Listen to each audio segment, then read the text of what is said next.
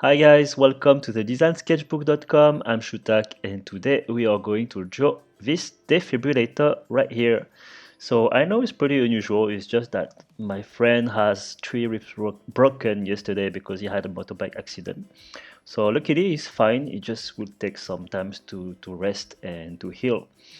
And when I was there, actually, I was observing the different stuff around that I felt pretty fascinating for the medical care design. And I spot this defibrillator right here. So I thought that we could draw it and learn something from it. Why order matter when you draw as a product designer?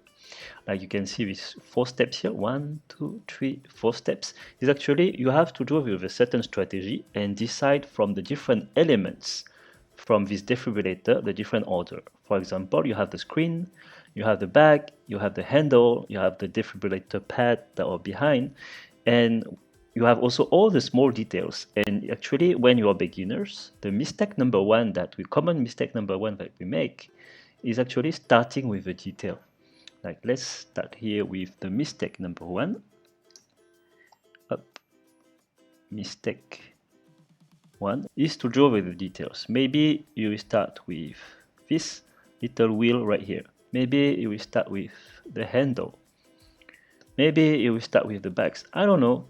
It's just that it won't make sense. The great thing is that you're trying to draw, and which is great, and this is why I'm going to help you on that. It's just that at the end, when you don't know where to start, nothing makes sense, and you get something which is very clumsy. So because you're starting from detail, nothing makes sense, and you will be out of proportion.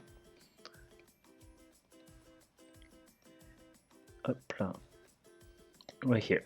And now let's see the mistake number two. Mistake two. The mistake number two is basically when you're getting inspired, like the way that you see the people, the artists who draw portrait, who are using a grid. Let's say right here, let's draw a very fast grid right here.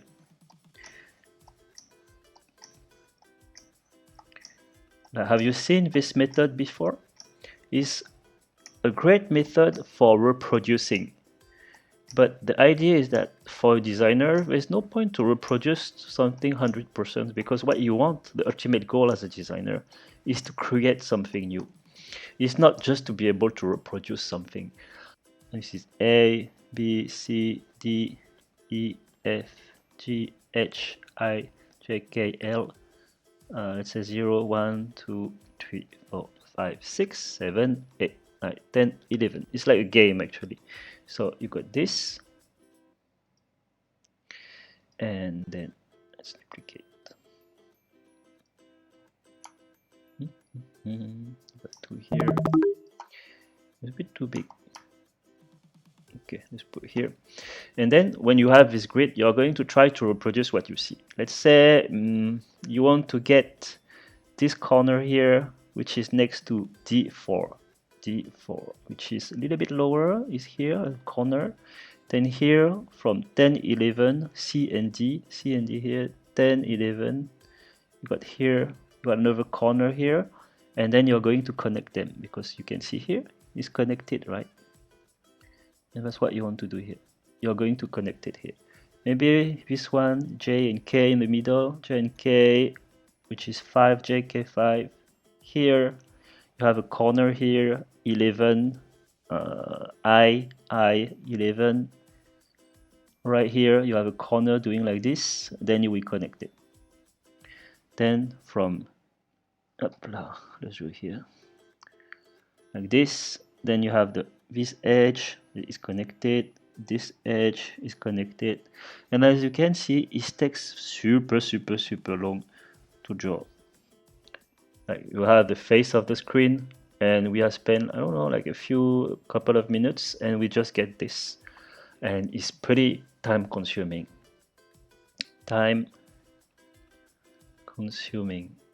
If you do it very well, then that's good. It's a great skill to have to be able to reproduce something 100% from what you see. But as a designer, that's not what you want. First, you want to draw fast. You want to be productive. And also, what you want to get as main benefit is to draw anything from any angle. Like as a designer, when you see these pictures, you will be able to draw it from different angles, like from the bottom, from the top, and so on. Okay, we have the two main mistakes. The first one is to be starting from the details, and the mistake number two is going to be drawing with 2D reproduction. Right here. Bam, bam, bam, bam. Okay, so these two have to avoid. Let's hide the layers. Now what we want to do, let's change the color, something happier with blue. What you want to do is actually the main benefit when you draw this is to see it as a volume. Let's say we have this screen here. You have to see through. You see this back, you have to imagine that the screen is actually behind here. And this is in 3 dimensions.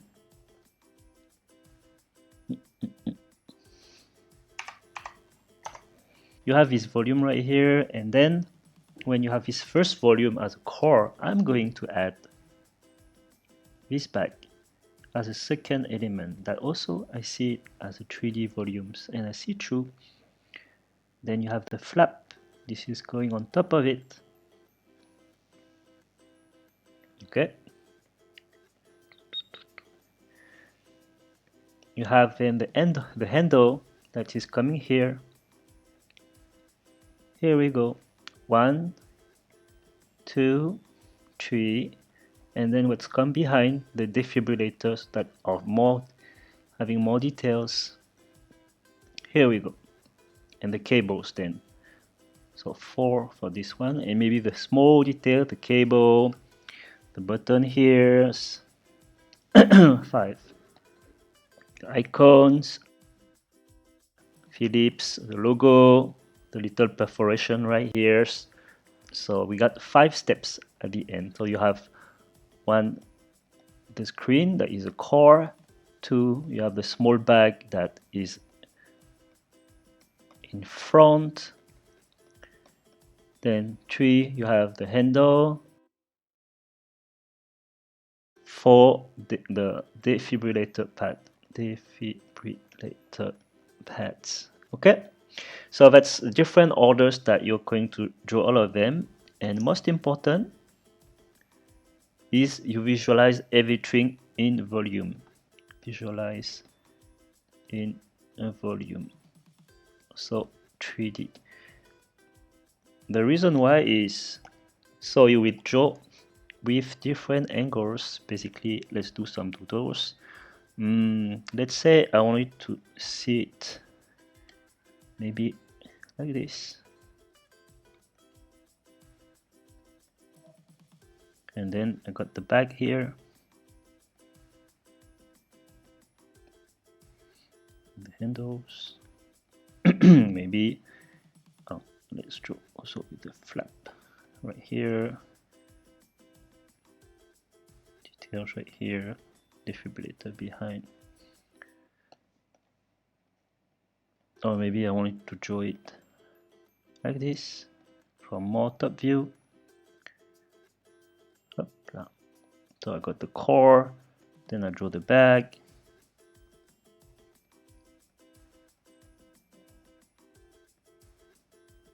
Then I got the handle here, then the defibrillator right here.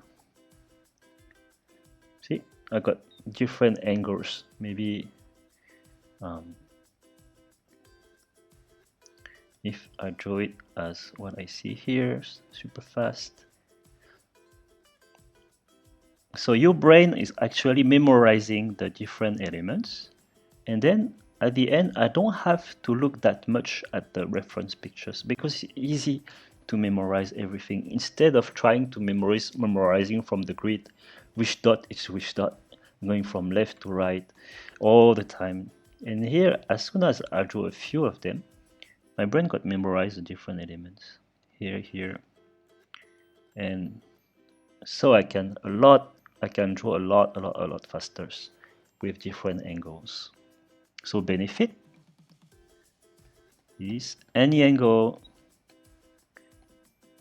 because once again, when you draw portrait with the 2D grid, you're constrained to draw what you see. I'm not at the hospital anymore, and I won't be able, if I use the grid techniques, to draw from another angle. But as a product designer, since I'm seeing in 3D, if your clients is asking you from different angles, different views, some small details, you will be able to do that because you will be able to generate this 3D visualization. Okay, and then there's another benefit to see things in 3D is to actually modify what you see. Let's say maybe you want it to screen to be, I will do things that totally doesn't make sense, but you want a screen that is so much longer, and maybe the back is so much taller. I don't know. I can do it because I'm able to modify stuff, because this is all have been simplified and processed into simple 3D volumes first. Maybe the handles, I want it to be different. I don't know. Maybe in 2 parts. I'm not saying in making sense. It's just saying that I want it to be able to modify stuff. Maybe the button will be on the left. Maybe you want to have another one in the right. The screen will be in the middle. It's up to you to create stuff after that. This is why, like, this is for the exercise to memorize, to feed your library of forms. Feed library of forms. This is when you study things that you see around. So wherever you go, hospital, or you go sports, you meet friends, you go to the place, you see something that is interesting, take them in pictures. When I was at the hospital, my girlfriend was actually wondering why I was taking this in pictures. And then I got to show her that it's because I want to study it and also show to you guys these tutorials.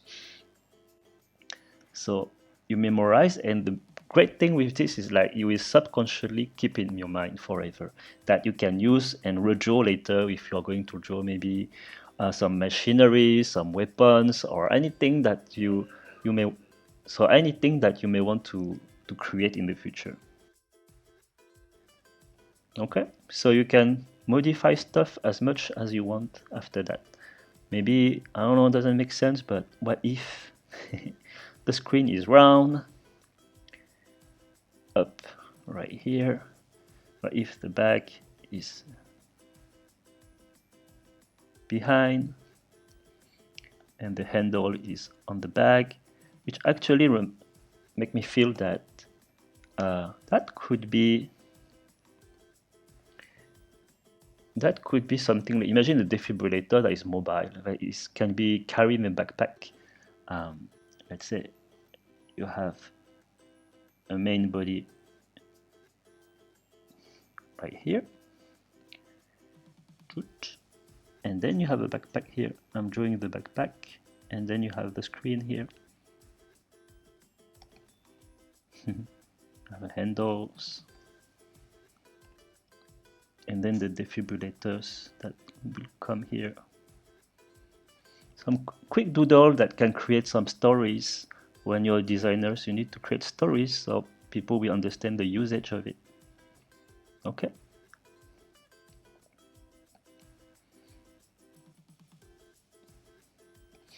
And so we're running into the emergency, and then after that, we can be on the spot and act and save people's life.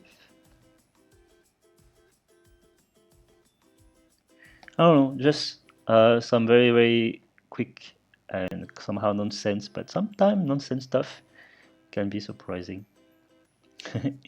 So here what you want is to modify and create something new from what you learn. Okay, so that the two main benefits that what you want to be able to draw in any angles, And then to the next level of creativity, you want to modify and create according to the stories and the ideas that you have, and you can mix with different products and so on. Okay, there is no shame to copy because this is something that you need to go through and to create something new. Don't think that because you're designers or so-called artists, um, you can create things without reference. Don't be ashamed of it. You have to go and get more and more reference and see things as much as you can. Explore the world. Don't only look out for Google image when you did things. Go out when you see something interesting. Just capture them, store them, and whenever you need them, use them and study them as quick doodle. You can draw on the spot. You can draw at home. It's really up to you.